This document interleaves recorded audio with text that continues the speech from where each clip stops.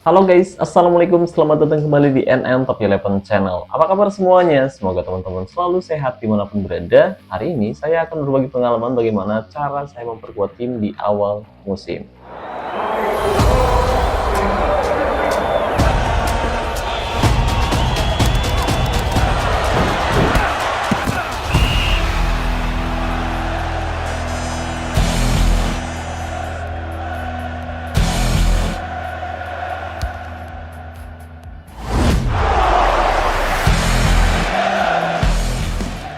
Oke guys, tidak terasa saat ini kita sudah berada di awal musim, tepatnya di matchday ketiga musim ini, dan sekarang kompetisi liga sudah dibuka.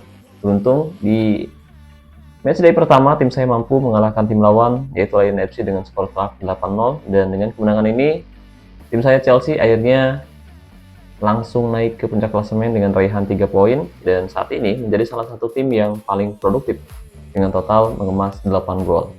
Kemudian tim saya juga bermain cukup bagus di kompetisi Cup, di mana tim saya berhasil lolos ke babak 32 besar, tapi ini masih awal musim guys. Karena hari ini masih awal musim, jadi lawan yang kita hadapi jujur sebenarnya belum terlalu berat banget. Nanti kalau kita udah tembus babak perempat final atau babak semifinal, baru setelah itu kita bakal menemukan lawan yang sulit banget. Begitupun di kompetisi liga, biasanya lawan-lawan yang akan kita hadapi mulai terasa berat itu di pertengahan musim guys, tepatnya di matchday ke-10 hingga di matchday ke-13 kompetisi liga. Baru di situ bisa kita rasakan bahwa lawan yang akan kita hadapi mulai berat karena mereka sudah mulai memperkuat timnya. Nah, hari ini tim saya akan menghadapi Fenerbahce di kompetisi Cup, di mana mereka saat ini punya OVR yang sedikit lebih baik dan pertandingan akan berlangsung dalam waktu 41 menit lagi. Jadi sebelum pertandingan berlangsung, saya akan mulai memperkuat tim saya. Tapi kali ini saya akan memperkuat tim saya dengan cara melatih pemain secara individu, bukan dengan cara membeli pemain dari lelang maupun dari pemandu bakat. Dan rencananya hari ini saya akan melatih gelandang kanan dengan gaya main false winger. Oh ya, musim lalu saya pernah bilang bahwa saya akan melatih false winger bintang 2 musim ini guys, tapi saya lupa guys.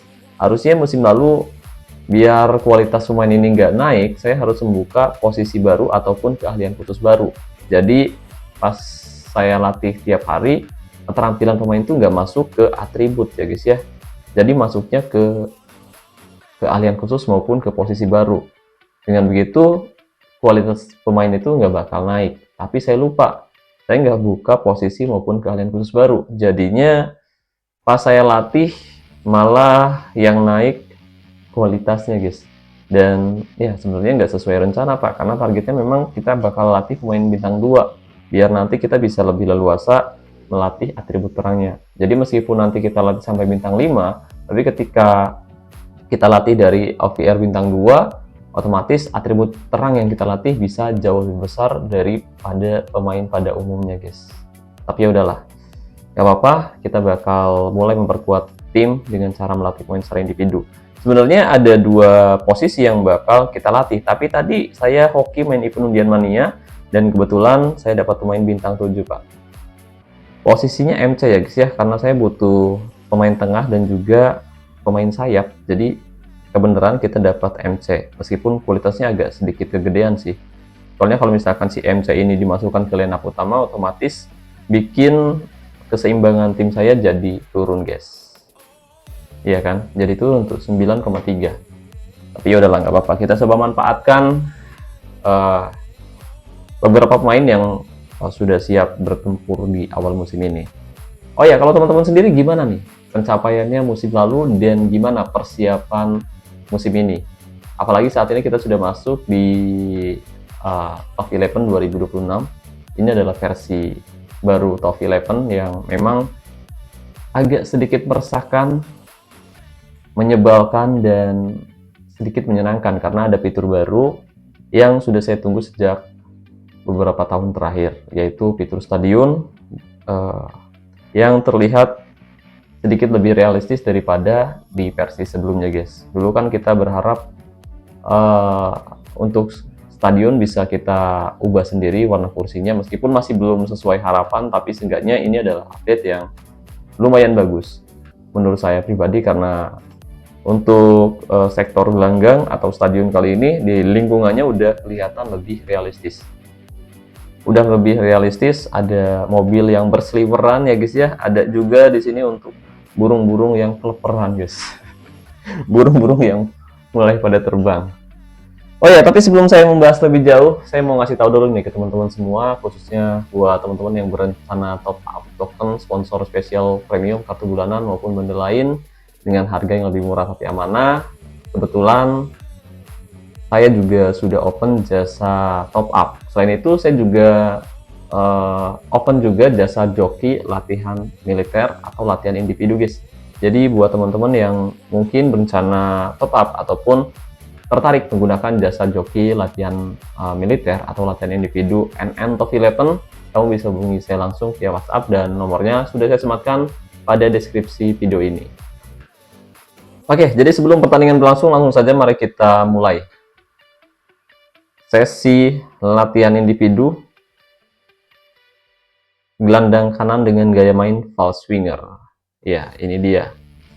Nah, alasan saya kenapa sekarang kenapa suka melatih false winger, karena selain dia bisa bertahan, false winger juga terlihat jago saat nyerang guys. Jadi permainannya itu gimana ya, unik gitu, berbeda dengan winger tradisional yang cenderung mudah ditebak. Kalau false winger ini menurut saya permainannya tuh cukup unik guys, cukup unik. Dan saya punya salah satu contoh pemain dengan gaya main false winger yang menurut saya bagus. Jadi ini adalah pemain yang sudah bertahan cukup lama untuk tim saya guys. Bahkan untuk seorang false winger, dia sudah mengemas sangat banyak gol. Ya, total di Liga dia sudah berhasil mengemas 211 gol, kemudian di Liga Elite 111 gol, dan di kompetisi Cup total dia sudah mengemas 74 gol. Bahkan di awal musim ini, untuk seorang pemain bintang 2, performanya dalam 3 pertandingan terakhir menurut saya sangat bagus. Performanya 998. Ini keren banget sih. Bahkan di Liga dia berhasil mengemas 1 gol, dan di kompetisi Cup dia berhasil memberikan 2 assist. Jadi itu alasan saya kenapa tertarik melatih false winger untuk menggantikan peran false winger yang lama guys. Jadi ini adalah pemain yang bakal saya latih secara individu. Nah ini dia, bukan ini ding, yang ini guys, si Loic Nwadikwa. Jadi kalau 2 musim yang lalu saya pakai 2 false winger, kali ini agak sedikit berbeda. Kali ini saya menempatkan winger di sisi kiri dan false winger di sisi kanan. Jadi kombinasi permainannya bakal lebih unik menurut saya guys, nggak mudah ditebak. Kalau musim lalu kan kita pakai 2 winger tradisional ya guys ya. Jadi cenderung permainannya cenderung lebih bermain ke area sayap, atau kita mengandalkan bahwa kedua sayap atau mengandalkan lebar lapangan untuk melakukan tekanan. Nah, kalau misalkan kita nempatin false winger, otomatis permainannya bisa lebih berbeda, karena false winger biasanya cenderung bakal menusuk ke tengah, bermain seperti midfielder center guys, tapi posisinya di sayap ya guys ya. Oke, jadi untuk sesi latihan yang pertama, bentar guys, ngopi dulu guys, suara saya habis.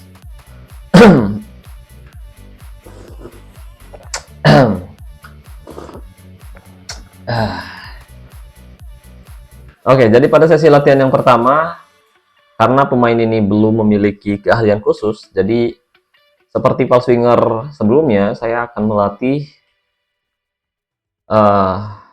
keahlian khusus baru, yaitu penggiring bola. Sebenarnya untuk false winger bisa dikasih playmaker juga guys. Kita akan lihat apakah saya punya playmaker atau enggak. Saya punya playmaker atau enggak guys. Oh, ternyata saya sudah punya playmaker. Jadi untuk si pulse winger ini, kita akan berikan dia keahlian khusus penggiring bola. Oke, keahlian khusus penggiring bola. Kemudian untuk melatih keahlian khusus, kita bisa menggunakan drill latihan dengan intensitas sangat sulit. Sebagai contoh, drill latihan serangan balik cepat.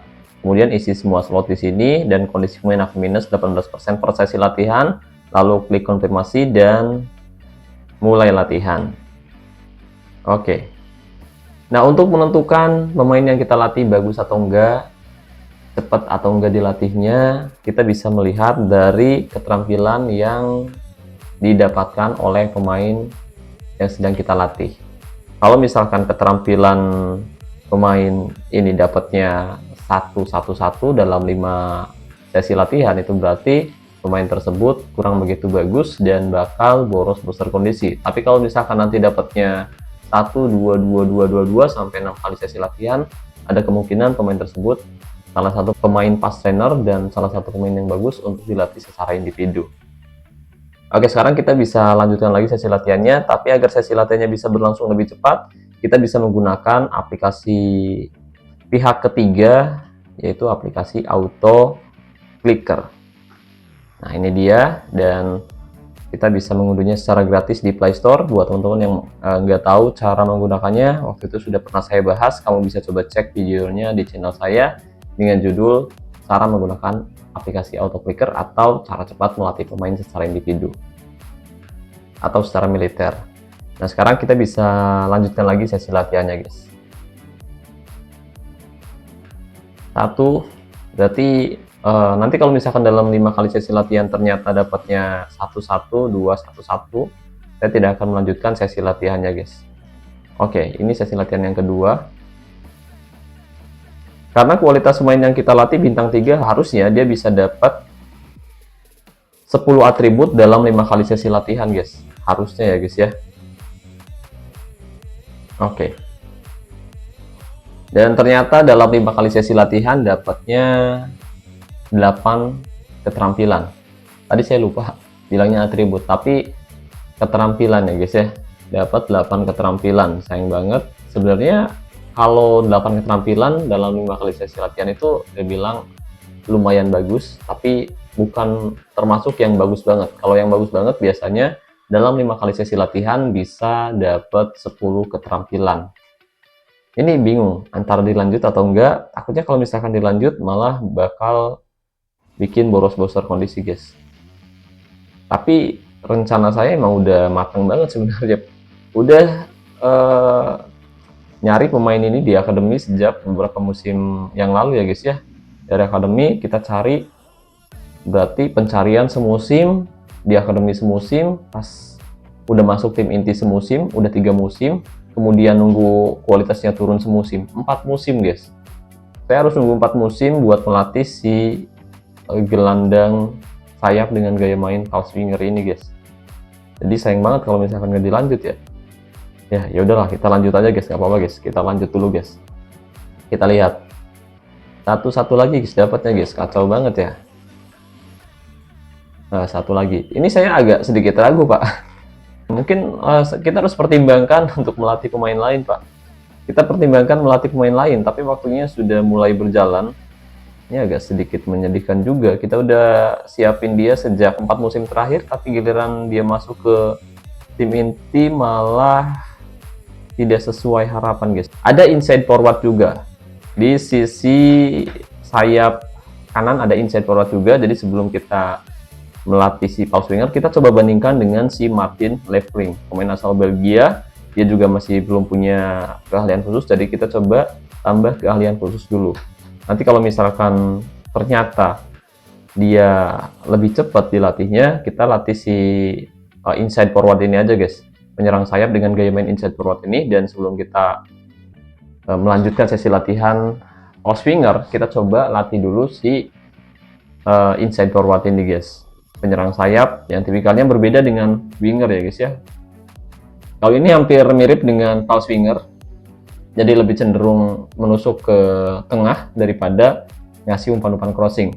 Jadi kalau misalkan winger cenderung ngasih umpan crossing, umpan-umpan crossing atau umpan bola atas, kalau si inside forward ini dia cenderung ngasih umpan silang datar, guys.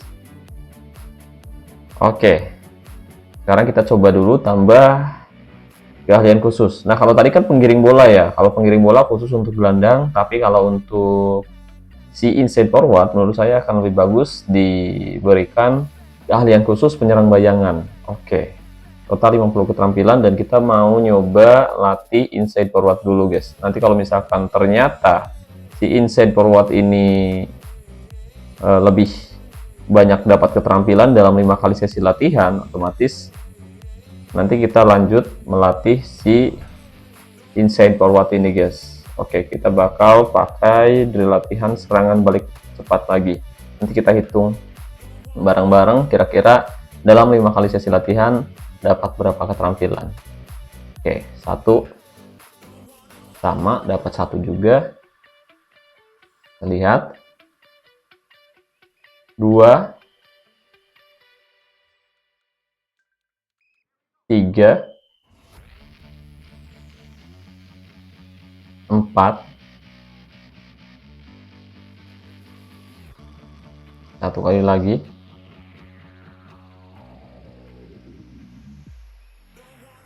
5. Ternyata sama, guys. Ternyata sama ya, guys ya. Ini bikin dilema sih. Kedua pemain sama-sama dapat 8 keterampilan dalam 5 kali sesi latihan. Sama-sama dapat 8 keterampilan dalam 5 kali sesi latihan, tapi kira-kira ada lagi nggak sayap kanan yang lainnya, guys? Oke. Ya udahlah, kita bingung banget sih asli. Saya pikir ada salah satu yang bisa dapat 10, tapi nggak ada. Jadi ya udahlah, kita lanjutin lagi melatih si Nwadikwa ini ya, guys ya. Kita lanjut melatih si Nwadikwa ini, guys. Oke, kita lanjutin aja sesi latihannya, guys. Kita coba lagi dalam 5 kali sesi latihan.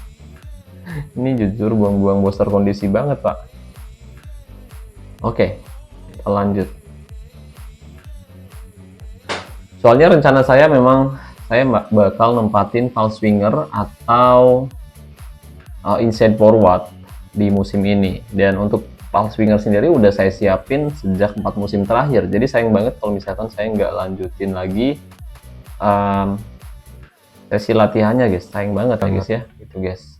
Nah, sekarang kita butuh 1 keterampilan lagi, jadi langsung gasken. Nah, selesai sudah. Sekarang gelandang kanan dengan gaya main sayap palsu ini atau false winger ini sudah punya keahlian khusus penggiring bola. Nah, pada sesi latihan selanjutnya, tapi sebelum itu kita coba cek jadwal pertandingan 20 menit lagi, guys. Jadwal pertandingan 20 menit lagi saya rasa cukup untuk melatih pemain sampai bintang 4 atau bintang 5. Harusnya cukup ya, guys ya. Kita coba latih dulu, guys. Indikwa. Nah, pada sesi latihan yang pertama di sini saya akan melatih atribut penempatan posisi, umpan, kemudian penyelesaian dan juga kreativitas menggunakan latihan penguasaan, yaitu umpan sebelum tembakan. Jadi ya. Nah, kondisi pemain akan minus 14,4%, lalu klik konfirmasi dan mulai latihan. Oke, kita coba up dulu untuk penyelesaian sampai di angka 60-an ya, guys ya.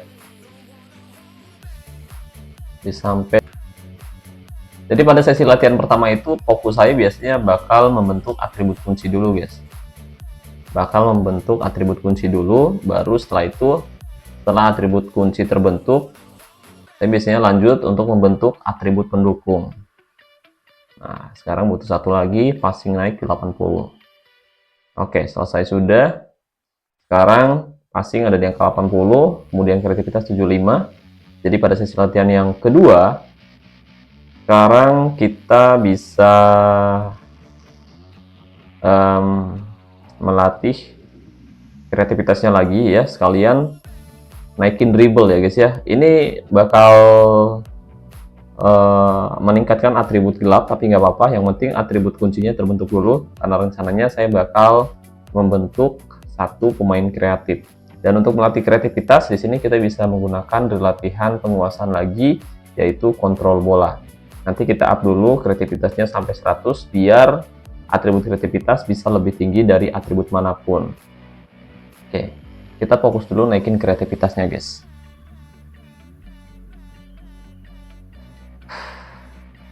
Memang untuk sesi latihan individu seperti ini, jujur bosen banget ya guys ya. Membosankan sekali. Tapi ya dengan cara ini, pemain yang kita miliki bisa bermain lebih baik daripada pemain yang kita beli dari lelang maupun dari pemandu bakat. Karena atributnya juga udah kita sesuaikan sendiri, baik itu atribut kunci maupun atribut pendukungnya, guys.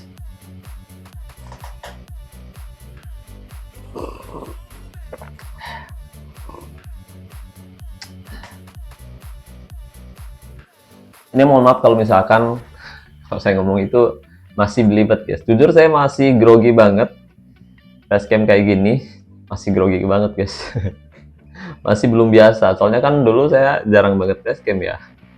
Sekarang saya nyoba facecam karena ada peraturan kalau misalkan saya nyematin link affiliate ya, saya harus nunjukin produk yang sedang saya pakai atau ada produk yang saya promosiin, guys. Jadi ya udahlah, saya coba facecam dan ngasih tahu nih produk yang saya pakai itu apa, biar saya bisa ngasih tahu juga ke teman-teman. Dan waktu itu juga banyak teman-teman yang nanya, "Bang, pakai perangkat apa buat main Top 11? Kok grafiknya bagus banget?" gitu. Jadi ya udahlah, kita ikuti peraturan YouTube biar siapa tahu bisa berkembang sih. Saya harap sih seperti itu ya. Saya harap bisa berkembang dan semoga algoritmanya nggak gampang berubah lagi, Pak. Soalnya di tahun 2025 ini jujur algoritma YouTube ini bikin saya pusing 7 keliling. Bahkan dari tahun 2024 sebenarnya. Dari tahun 2024, tapi yang paling parah di 2025. Apalagi sekarang ada fitur hip, guys. Ada fitur hip atau fitur star ya. Jadi kalau misalkan teman-teman nggak ngasih hip atau hive, jadi video saya tuh jadi nggak terlalu direkomendasiin, guys, nggak terlalu viral. Tapi kalau misalkan nanti teman-teman ngasih hype, ngasih banyak hype, jadi maksimal kalau nggak salah setiap orang tuh dapat 2 kali ngasih hype dalam seminggu. Jadi kalau misalkan kalian ngebantu saya ngasih hype ke video-video saya, otomatis kalian juga bakal ngebantu konten kreator yang membahas Top 11 bisa lebih maju gitu, guys. Oke, sekarang atribut kreativitas sudah meningkat di angka 101. Nah, pada sesi latihan selanjutnya kita bisa fokus lagi ningkatin atribut kreativitas, kemudian kalian naikin passing. Jadi ya, kalian naikin passingnya juga pakai latihan beralih sisi cepat lagi, guys. Pakai latihan beralih sisi cepat lagi ya, guys ya. Karena untuk latihan beralih sisi cepat sendiri memang mengandung atribut terang semua, guys. Ini mengandung atribut terang semua, jadi nggak ada risiko atribut gelap bakal naik. Oke, kita ulangi lagi karena waktunya terbatas, tinggal 11 menitan lagi, atau sekarang tinggal 10 menitan lagi. Jadi semoga nanti bisa tembus sampai bintang 4 lah, minimal bintang 4 ya. Minimal sampai bintang 4 dulu, baru setelah itu kita bakal lanjut latihannya lagi setelah pertandingan, guys. Oke, 125. Oke, saya rasa cukup ya, guys ya. Cukup dulu, guys. Cukup sampai 125 dulu. Soalnya untuk atribut tembakan rendah banget, guys. Atribut tembakan rendah banget. Jadi kita harus naikin atribut tembakannya dulu nih, guys. Kita harus naikin atribut tembakannya dulu menggunakan latihan permainan sayap, guys. Pakai latihan permainan sayap untuk meningkatkan atribut tembakan ya, guys ya. Tembakan dan penyelesaian serta umpan silang. Oke. Kondisi pemain akan minus 14,4, dikonfirmasi dan mulai latihan.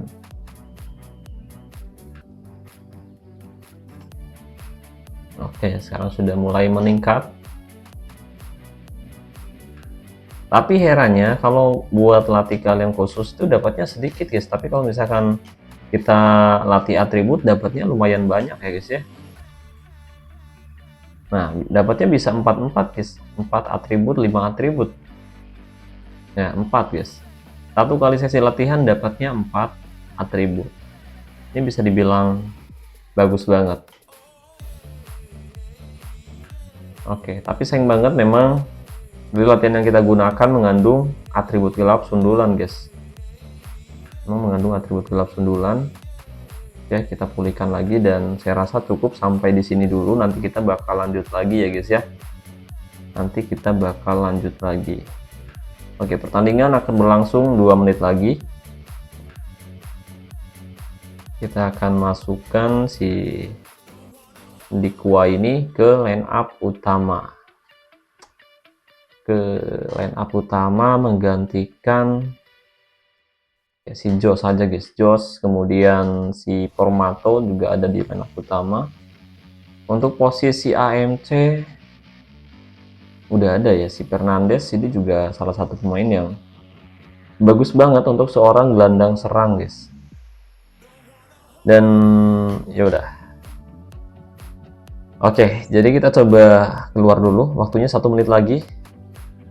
Kita coba close dulu. Biasanya gitu guys. Kalau saya biasanya kalau misalkan baru latmil, saya harus keluar dulu, baru masuk lagi Pak. Soalnya kalau misalkan kita selesai latmil, terus kita masukkan pemain yang baru dilatih ke line up utama, biasanya dia itu bakal mengalami cedera. Jadi untuk sementara pemain yang baru kita latmil itu ditaruh di bangku cadangan terlebih dahulu ya guys ya.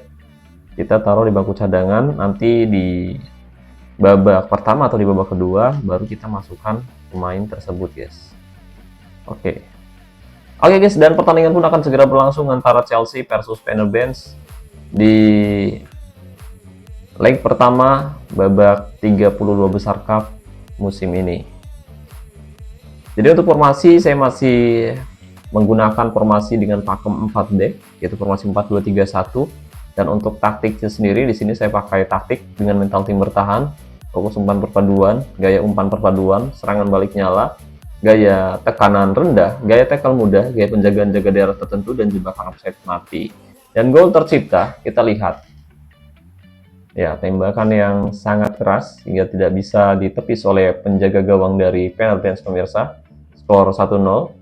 Di sini untuk tim lawan mereka menerapkan formasi 3-1-3-1-2, formasi yang sebelumnya pernah saya gunakan juga, salah satu formasi yang cukup bagus menurut saya sih. Formasi 1-0 di babak pertama, saatnya kita masukkan Dikwa, pemain debutan dari Akademi Remaja. Oke. Dikwa akan masuk menggantikan Santos, sang legenda hidup dari Chelsea. Strategi menyerang. Kita akan coba menggunakan gaya strategi menyerang, kemudian gaya tekanan tinggi, tackle normal, gaya penjagaan jaga 1-1. Kita akan memberikan form latihan menyerang. Oke, ini dia taktik yang saya terapkan di babak kedua. Lihat, Dikwa kali ini. Umpan ke tengah, Rex James yang dituju, jelas sebuah pelanggaran keras dilakukan oleh main dari Fenerbahce. Gimana sih bacanya Pak? Tendangan bebas kali ini. Joao Pedro ancang-ancang, tembak saja dan gol tercipta. Luar biasa, Joao Pedro berhasil mengemas 2 gol di laga kali ini pemirsa, lewat tendangan bebas yang sangat luar biasa sih. Bola Aukas di sana. Inoso, Dikwa, umpan buat Joao Pedro. Sangat bagus, tembak saja dan gol tercipta. 1 assist dari pemain muda, debut yang sangat luar biasa dari Dikwa, pemain di bulan Akademi Remaja yang sudah kita persiapkan sejak lama pemirsa. Aukas kali ini, Shadow, Aukas kembali, Dikwa berhasil melewati penjagaan, umpan pendek, Aukas, crossing, Reynoso dan bola rebound yang hampir saja bisa dimanfaatkan dengan baik, tapi masih melambung keluar lapangan pemirsa. Dan pertandingan pun berakhir untuk kemenangan Chelsea dengan skor telak 3-0 di leg pertama. Jadi di leg kedua kita hanya butuh hasil seri saja sudah cukup untuk bisa lolos ke babak 16 besar. Oke, pertandingan yang sangat luar biasa. Dan di sini untuk ball possession seimbang ya guys ya, 50-50. Kemudian dari total tembakan, Chelsea sebagai sang tuan rumah berhasil melakukan 19 kali percobaan tembakan, 11 tepat sasaran dan 3 diantaranya berbuah gol, sementara tim tamu hanya bisa melakukan 6 kali percobaan tembakan, 2 tepat sasaran dan tidak ada satupun yang berbuah gol. Oke, persiapan kita luar biasa. Kemudian di sini kita lihat permainan kita menjadi lebih baik setelah memasukkan Wadikwa. Iya, pemain yang memang khusus kita masukkan di babak kedua dan ternyata dia memberikan kontribusi yang apik untuk tim kita, guys. Statistik untuk shot efisiensi tembakan sendiri 27-0. Zona serangan, meskipun tadi kita pakai zona serangan perpaduan ya guys ya, ternyata lebih banyak dari area tengah dan juga dari sisi sebelah kanan guys. Kita tahu bahwa dari kanan di situ ada Wikwa dan juga Santos, dua pemain yang punya kontribusi apik untuk tim saya guys. Kemudian di tengah di sini kita lihat pemain yang kita dapatkan dari event Undian Mania juga memberikan kontribusi apik guys, dengan total serangan dari area tengah sebanyak 41% ya guys ya. Kemudian untuk umpan sempurna 83-85, tackle 17-16, pelanggaran kita lihat di sini Chelsea bermain sangat hati-hati dan dari 17 tackle hanya 3 yang berbuah pelanggaran, sementara tim lawan melakukan 16 tackle dan 13 diantaranya berbuah pelanggaran. Penyelamatan 2/8, tendangan sudut 8/4, tendangan bebas 2/0. Dan untuk man of the match pertandingan sendiri jatuh pada Reece James dengan primo 8,7. Kemudian Wikwa juga bermain sangat bagus dari babak kedua dengan primo 8,5. Debut yang luar biasa untuk seorang pemain muda dari Akademi Remaja. Dan kita bakal masukkan dia sebagai pemain utama guys di laga selanjutnya. Dan saya ucapkan terima kasih banyak nih buat Bang Cupes Milano dan Bang Aura Aqua. Oh Bang sih Mister Pak. Mr. Cupes Milano dan Mr. Aura Aqua. Matur thank you. Thank you very much. Anda sudah mendukung tim saya di laga kali ini. Dan kita lihat highlight goal yang diciptakan oleh Reece James. Reece James lewat Cucurella, kemudian Cicaido. Reece James dia berhasil melewati penjagaan. Kita lihat dengan dribble yang luar biasa dia melewati penjagaan. Berapa pemain? 4 pemain dilewati dan dia melakukan tembakan keras ke gawang Penguins pemirsa. Skor 1-0. Oke, luar biasa. Tembakan yang sangat keras dari Reece James. Oke. Kemudian gol kedua dicetak oleh João Pedro. Ya, João Pedro berhasil mengemas 1 gol dari tendangan bebas. Kita lihat tendangan yang sangat efektif bahkan menembus dinding pertahanan dari Fenerbahce pemirsa. Tembakan yang luar biasa. Kita lihat menembus dinding pertahanan dari Fenerbahce. Kemudian gol terakhir dicetak João Pedro lagi lewat assist dari Wadikwa, pemain muda jebolan Akademi Remaja Colomba. Sini Haukas. Oke, Reynoso. Kemudian Wikwa menggiring bola, langsung memberikan umpan pada João Pedro. Kemudian Pedro melakukan tembakan keras ke gawang Fenerbahce dan gol tercipta. Dan ini adalah gol terakhir yang dicetak oleh Chelsea dan gol penutup kemenangan untuk Chelsea atas Fenerbahce di leg pertama. Oke guys, ternyata kesimpulannya pemain yang baru kita latih secara individu yaitu gelandang sayap kanan dengan gaya main false winger ini berhasil memberikan kontribusi yang apik setelah dilatih secara individu. Meskipun belum terlalu besar ya guys ya, meskipun belum terlalu besar. Kita masih baru membentuk atribut kunci dan juga atribut pendukungnya saja. Pemain ini sudah memberikan kontribusi yang apik untuk tim saya guys. Apalagi kalau misalkan nanti hasilnya udah cukup besar ya guys ya. Mungkin pemain ini bakal jadi pemain yang sangat menakutkan di sisi sebelah kanan serangan Chelsea guys. Oke, jadi karena waktu sudah cukup panjang ya guys ya, durasi video ini udah lumayan panjang banget dan makasih juga nih buat teman-teman yang udah nonton video ini dari awal sampai selesai. Makasih buat membership dan subscribe, dan saya ucapkan Terima kasih banyak buat teman-teman yang selalu mendukung dan mendoakan saya sejauh ini. Wassalamualaikum warahmatullahi wabarakatuh. Salam olahraga, salam Happy Eleven Indonesia.